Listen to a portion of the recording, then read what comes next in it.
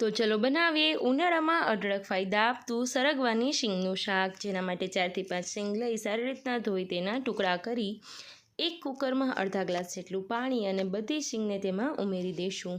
ત્યારબાદ તેમાં 4 થી 5 વિસલ ફાસ્ટ ફ્લેમ પર વગાડી લેવાની છે, જેથી કરીને શીંગને સરસ રીતના બફાઈ જાય।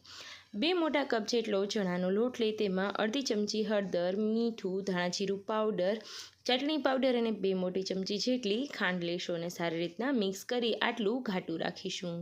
ત્યારબાદ વઘાર કરવા માટે એક પેનમાં 3 મોટા ચમચા જેટલું તેલ લઈ તેમાં થોડી એવી હિંગ ઉમેરીશું।